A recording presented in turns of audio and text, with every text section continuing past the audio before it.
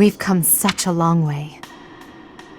After all, I was only 4 years old when we first met. From your perfect memory, Lady Edelgard, I expect nothing short of the utmost precision. Do go on. Please don't mock me with such frivolous praise. I can hardly recall that day. Forgive me. I suppose I must have been 6 at the time. I have no recollection of it. My earliest memory of you is of when you were injured. I recall being scolded most sternly by my father. "You are Lady Edelgard's servant," he said. "You must protect her with your life." I had no idea. But House Vestra has served House Fresfeld for generations. Given that, I suppose I shouldn't be surprised. Indeed. After that, I made certain to accompany you wherever you went. That is, until the incident. Ah, when my uncle, Lord Arundel, defected to the kingdom and took me with him. The sensation of loss that overcame me on that day defies all description. It was as horrific as if I'd lost all my limbs. I left the city in a mad rush to rescue you. My father sent soldiers to capture me. I fought them off for 3 days, but they did finally manage it. Of course, I was only 10. I never would have reached Ferdiad. I've never heard that story before. So there are things you've never told me. It wasn't important. That's beside the point. I wish to know these things. If there's anything else you're keeping from me, please tell me at once. Respectfully, I decline. Why? It's a simple order. I really must know. Speaking of your orders, there was a task you gave me earlier which I have yet to carry out. Excuse me. Wait just a moment! I just hope he's not hiding anything too worrisome. I'd better avoid the training grounds. I swear His Highness never sleeps. You're out late, Sylvain. Is it safe to assume you've been wildly carousing with women? I'm afraid that behavior simply will not do. Ah, Your Highness! Hello. No, I was not wildly carousing with women. There was only the one. Let's just forget you saw me. Agreed? Unfortunately, I can't do that. It's time someone talked some sense into you. And it seems the task has fallen to me. Sylvain, I'm not saying you can't enjoy yourself at night. But you must learn the art of moderation. Again and again, you end up wandering the streets until the early morning. Okay, I get it. I don't need one of your lectures. I've got them all memorized anyway. I promise I'll be better in the future. I'll stop going out at night, I'll focus more on my studies, and in return, you'll go into town with me, and we'll invite some cute girls to dinner. Shall we shake on it? The way your mind works absolutely confounds me. How did you even arrive at such a notion? You need to get out more. Naive and uptight is no way to live your life. Naive and uptight? Yes, well, compared to you, I imagine I'm downright run-of-the-mill. I'm not so sure. Most men are experienced enough to know not to give a dagger to the girl they... Will you never let that rest? It was many years ago. Perhaps a good knock on the head will help you to finally forget about it. With your brute strength, a knock on the head could knock the life right out of me. You'd better watch that temper, Your Highness. So how about this? I'll try to behave, and you'll try to loosen up. If I do as you wish, will you truly promise to improve your behavior? What'd I just say? Of course I'll behave. A knight of Fargus never goes back on his word. What about you? I want to see you with a girl on your arm. I am a man of my word. I will attempt to do as you ask. But you had better uphold your end of the bargain as well. Seriously?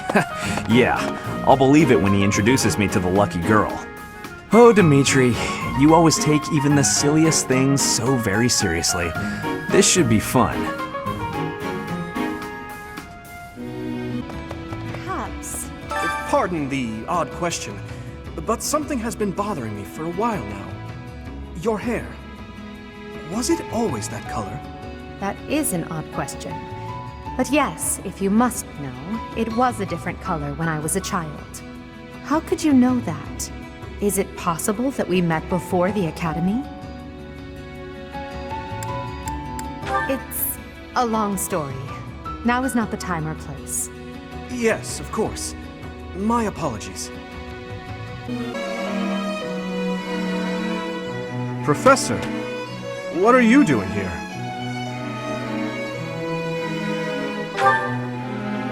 No, I should think not. As a child, Edelgard taught me how to dance.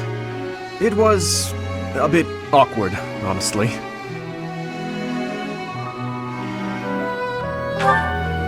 I've told you before that we're siblings by marriage, haven't I? Her birth mother was my stepmother, although I didn't know that at the time. My stepmother treated me with such kindness, just as though I were her own flesh and blood. And yet she never so much as hinted that she had her own child, Edelgard. We were born and raised in different territories, without ever knowing the other even existed. Yet, against all odds, for just over a year, we became childhood friends. Indeed. Unaware of each other's stations or backgrounds, we met and became incredibly close. This was when she and Lord Arundel were living in the kingdom. They were in exile. This was a time of great turmoil within the Empire. I ran into her when visiting Lord Arundel's residence with my father. She seemed quite bored with everything. At first, I found her to be difficult and stubborn. But that facade quickly fell away, revealing her true self beneath. That's around the time when she taught me how to dance. Her instruction was, though, let's call it strict, to put it nicely. Wrong foot, Dimitri. You're supposed to lead with your right. Hell, the sun's going down. I really ought to be heading home. That 1 year before she had to return to the Empire was so much fun. The time of my life in many ways. It's kind of pathetic to think about it all these years later. But can you guess what I gave her as a parting gift?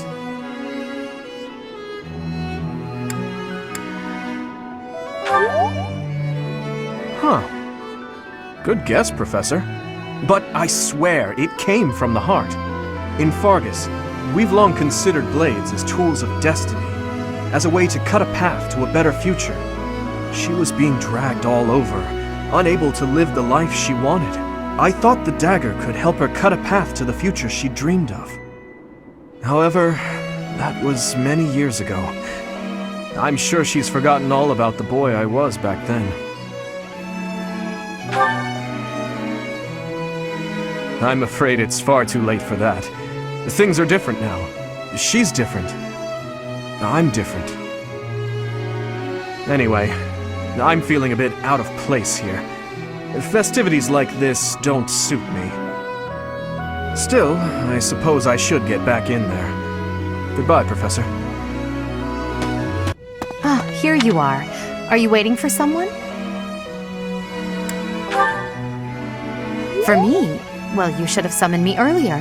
Regardless, here I am. No, nothing in particular. In fact, that's why I came here. This place, the Goddess Tower, it was special to my parents. My father attended the Officers' Academy himself. A few years after graduating, he was crowned emperor. One day, during a visit to the monastery, he snuck into the Goddess Tower on a nostalgic whim. And there she was, my mother. She had just enrolled in the academy that very year. They were instantly drawn to each other. Love at first sight, you could say. It was the first time either had truly been in love. Or so the story goes. Yes. Of course, as emperor, my father had already married for political reasons. As the empire demands many heirs, he also had numerous other lovers. In the end, my mother settled for becoming one of his many consorts. But I choose to believe there was genuine love between them. I suppose it's a silly story to cling to.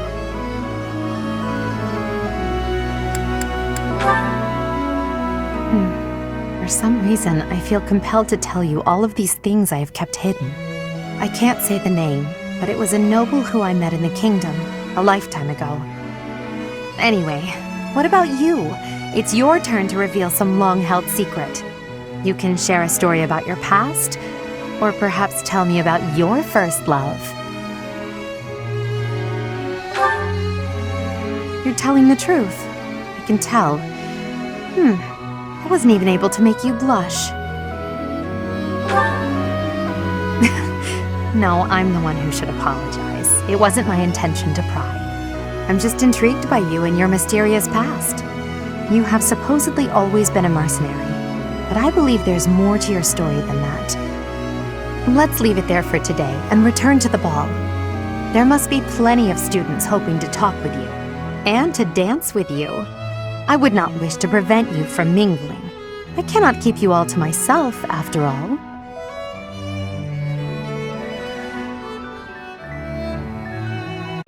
You and Edelgard, do your best to kill each other. You are family, after all. Well, Dimitri, are you finally going to tell us the damn truth? What are you talking about? Didn't Lord Arundel say something about you and Edelgard being family?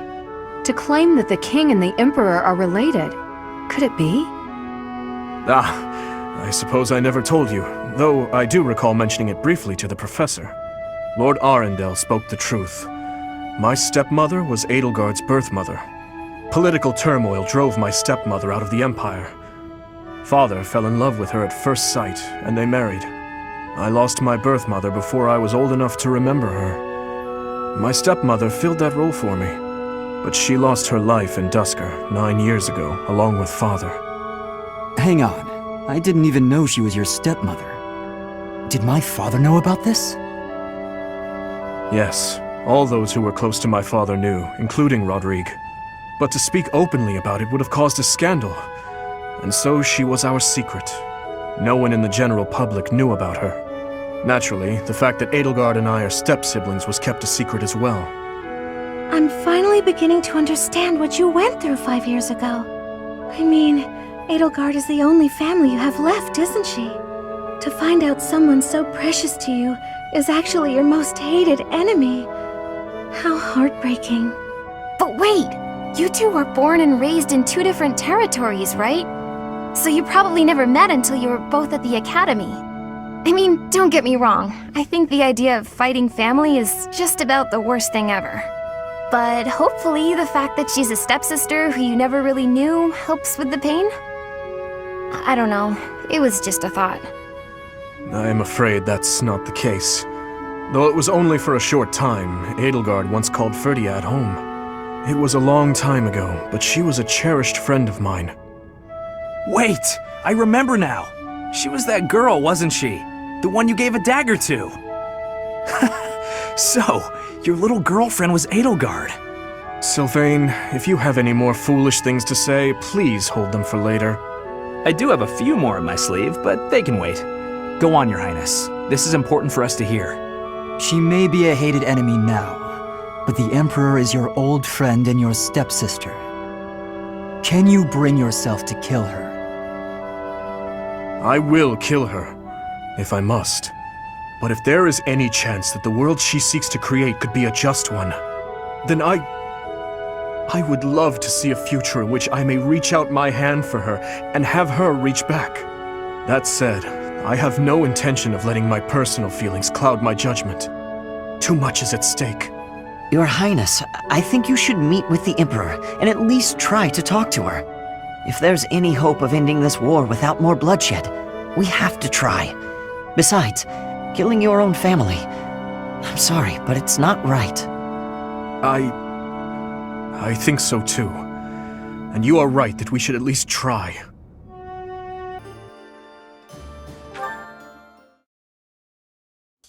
Happy, I must speak with you. I've realized the woman who held you captive was Cornelia herself. Oh, yeah. Good on you for figuring it out. You're a little late though, considering she's dead. How are you feeling about what she said, by the way? You seemed pretty upset at the time. It couldn't have been easy to hear all that stuff about your stepmother and the tragedy of Dusker. Whether Cornelia's words prove true or false, any lead is worth following. This might not be related, but I remembered something else about your stepmother. She had a daughter. Her daughter was staying in the kingdom at one point, but Anselma couldn't see her. Her daughter? Neither my father nor I knew that the Imperial Princess was in Ferdiad at the time. Oh, that's not what I heard. I heard the king wanted to keep the child away from Anselma, so he hid the fact that their daughter was nearby. She believed that father hid it from her? What could he have gained from such a thing? No clue.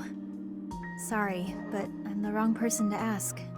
As she was seeking asylum from the Empire in the kingdom, Lord Arundel was obligated to hide the Imperial Princess's whereabouts. If her location had gone public, the Empire would have demanded her return. She would undoubtedly have become a political pawn in the kingdom as well. The decision to hide her was not my father's. I did not realize until much later that the girl I'd met under such strange circumstances was my stepsister. So then, why did Anselma think it was all your father's doing? I can only speculate, but it seems there was a misunderstanding between her and my father. Although she was the queen consort, in truth, my father and stepmother were not even allowed the dignity of being alone together. And the one who persistently inserted herself between them was their intermediary. Your captor. It was Cornelia herself. She hid it from Anselma. I believe so. Meanwhile, she may have hidden my stepmother's presence from Lord Arundel as well. If Cornelia caused my stepmother to miss out on seeing them, exhorted her, used her, and then also caused the tragedy... I'm surprised she pulled one over on both of them. She was pretty reckless. But in a way, it makes sense. She loved causing pain. That's why she used me and discarded me without a second thought. I fully agree. Countless people have been subjected to undue suffering as a result of her behavior. That is why I would like your help with something, if that's agreeable to you. You are my only hope. If you put it like that, I can't exactly say no, can I? I wish to learn all that you know about Cornelia. If I follow the traces she left behind, perhaps I can finally learn the truth of the tragedy. And perhaps I'll also be able to find a way to lift the curse she placed upon you. Oh, that would be nice. The people from the church couldn't figure out a solution, so I won't get my hopes up. That is perhaps for the best. That said, I am a stubborn man who is not often inclined to give up. I will not allow history to repeat itself, neither the tragedy, nor your own personal torments. If you're going to be so intense about this, I can't help but get my hopes up. But it's not always easy having me by your side. You always need to be on guard. You have my word. Should 1,000 beasts raise their claws at me, I will happily send them running. Let's hope it doesn't come to that, Dee Dee. Though it might be kind of fun watching you tear those monsters to shreds.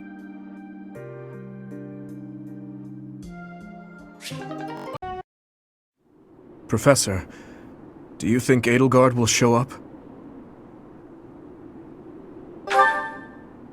Well, well. It's been a long time, Professor. And hello to you too, Dimitri. Edelgard. I did not think you would actually accept my request. Call it a win. Well then, what did you want to talk about? I will get straight to the point. Why did you start this war? There had to be a way to change things in your territory without the need for so many senseless casualties. It may be hard to believe, but this is the way that leads to the fewest casualties in the end. Don't you see? How could I? Countless people have already lost their lives in this conflict. The longer we took to revolt, the more victims this crooked world would have claimed. I weighed the victims of war against the victims of the world as it is now, and I chose the former. I believe that I have chosen the best path, the only path. Even after seeing the faces of those who have suffered the ravages of war, you would still force them to throw their lives away for the future? You are obsessively devoted to this war and deaf to the screams of its victims. You cannot change the cycle of the strong dominating the weak with a method like that. You're wrong. That very cycle is exactly what I have devoted my life and my power to destroying.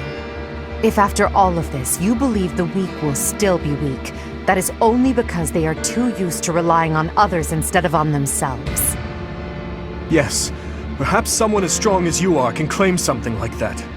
But you cannot force that belief onto others. People aren't as strong as you think they are. There are those who cannot live without their faith, and those who cannot go on once they have lost their reason for living. Your path will not be able to save them. It is the path of the strong, and so it could only benefit the strong. So you consider me strong, do you? Even if one clings to their faith, the goddess will never answer them. Countless souls will be lost that way, living without purpose. And I can be counted among those who have died that way as well. But that's why I must change this world, on behalf of the silent and weak. And do you intend to become a goddess yourself? Will you steal the power to take action from the broken-hearted masses you claim to defend? The ones who can truly change the way of the world are not the rulers, but the people. Pushing your own sense of justice and your own ideals onto even one other person is nothing more than self-righteousness.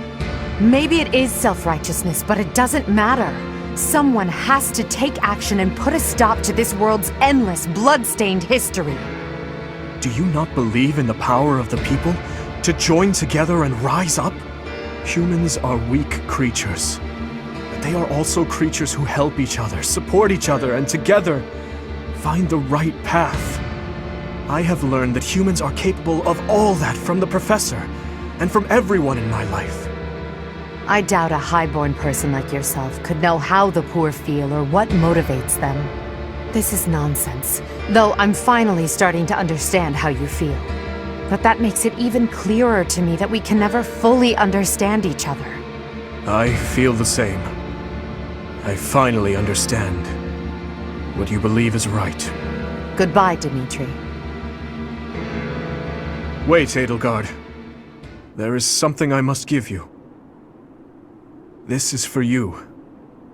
Use it to cut a path to the future you wish for. And I will rise up to meet you there. Elle?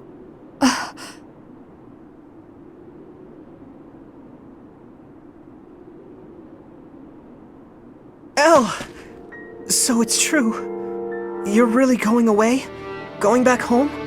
There's nothing I can do about it. It's all happening so fast. I'm as surprised as you are. Elle.